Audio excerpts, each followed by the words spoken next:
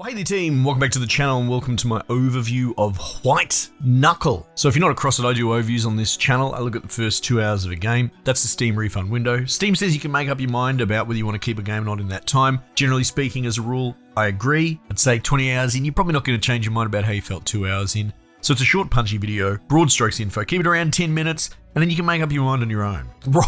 Okay, this does what it says on the box. White Knuckle, my god, this is one of the most stressful games I've played.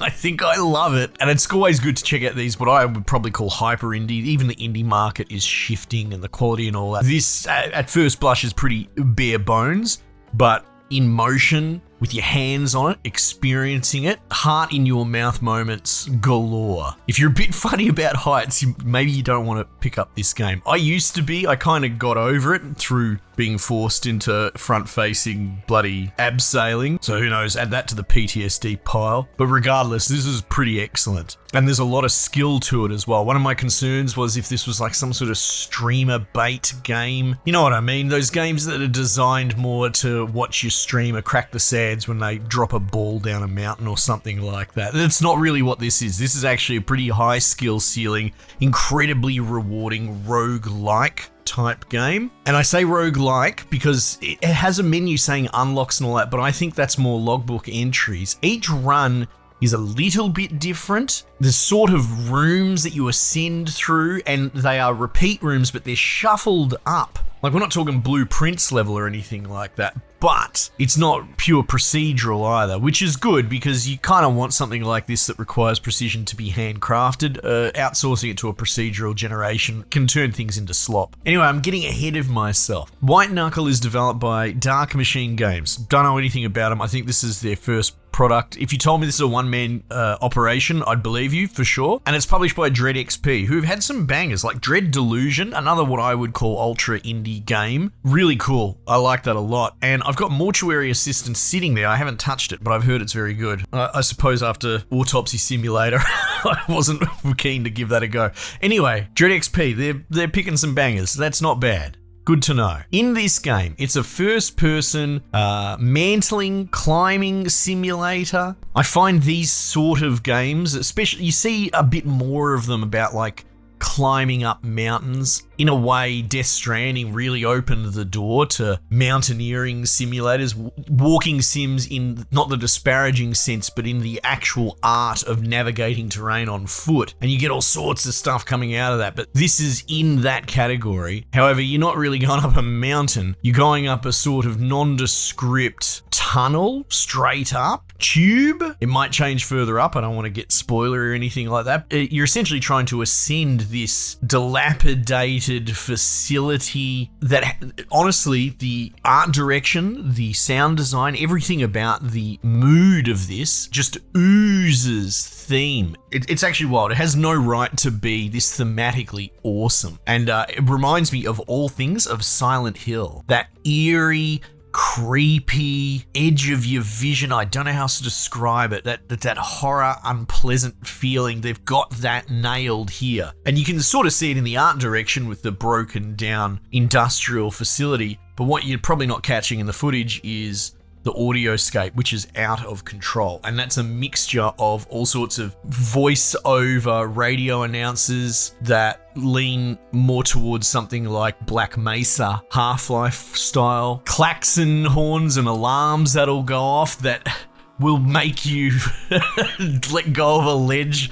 Like it's almost jump scary, but it's not cheap or anything like that, and it just adds to the immersion of the world, of the idea that you're in some sort of facility that's falling to bits, but that's all you really know. You'll even come across these little radios playing eerie little tunes that sound straight out of Silent Hill, and you know, creepy cockroaches, and there's some monstery things like barnacles making all their slippery, sloppery noises, and just all in all, the audio and the visualscape has such a cohesive, I suppose you could say, horror element that has to be commended. And I haven't even really talked about the gameplay, right? So it's pretty straightforward. Left click, right click are your hands. You can see them. They have a really cool feedback visually that as they get more red, That's your stamina. So something like Shadow of the Colossus. Geez, I haven't thought about that in forever, but the idea that you've got a stamina bar running out as you're trying to mantle and climb. There's a momentum mechanic. You can sort of wazda around and swing on a hand. And as you move through these segments that I touched on, like a floor door will close behind you, and you've got to be careful. If you stuff up and fall back through, you'll get cut off,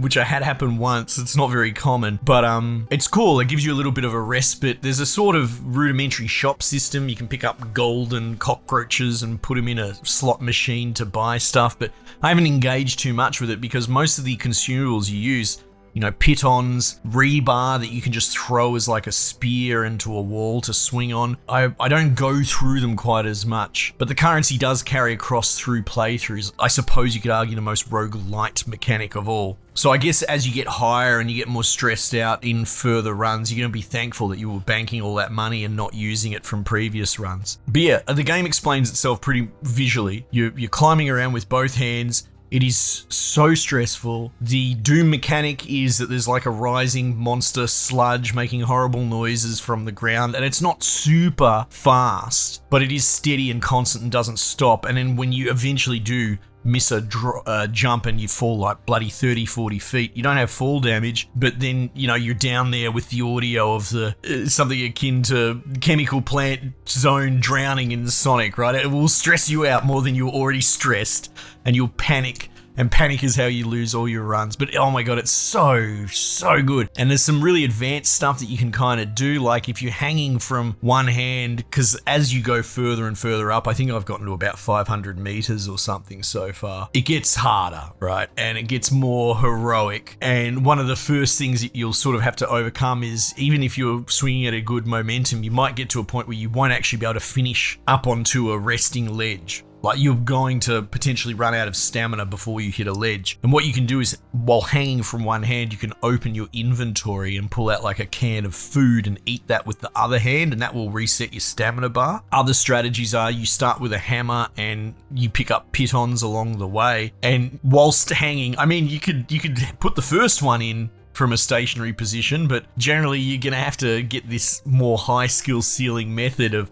hanging from one hand, pulling a piton out with one other hand, jamming it in, up, I'm using my arms, then pulling out the hammer, then hammering it in so it's permanent, because if you hang on a piton that you haven't hammered in, it will fall out the walls slowly, and then put the hammer away, and then grab onto it all before your hand runs out of stamina, and then potentially do it again with the other hand. Anyway, and while this is all going on, you're internally screaming because you have to do all this within such a small window. And there is something to be said that it's not a frantic rush twitch reaction simulator sort of experience. Like Haste is a game we looked at recently, fantastic game, kind of like Sonic running, but that's about pace and go and fast and keep moving and go a bit more lizard brain, a bit more primal. Whereas this, while you are stressed out and you have that window, you still have to maintain your calm, your center. So you've only got a few seconds before you're going to run out of stamina. And within those seconds, you have to be methodical and get everything precise and right. Otherwise, it all goes sideways. So it's really good at stressing you out and forcing you to try and keep a low heart rate and, and keep cool. But when you're at that 500 meter mark and then you're going for that jump, you're trying to eyeball it, and maybe you miss it and you're panicking and trying to grab something on the way down, and you got to recover. Oh my god. This game is excellent, but it's definitely not for the faint of heart. And I'm impressed, and I'm really surprised how much I enjoy it. Like I said, apprehensive about streamer bait. I don't really like this sort of meta layer of games that are more interested in a Twitch audience than an actual being a good game in and of itself. No, this is great. So if any of this seems interesting to you, I would recommend checking it out. And even then, like, admittedly, it kind of sits out of what I would think is my normal comfort zone, but I'm really glad I grabbed onto this because, yes, stressful as it is, it's very unique and it's very fun. Anyway, team, I'll just leave it there for the time being, and I'll catch you guys on the next one.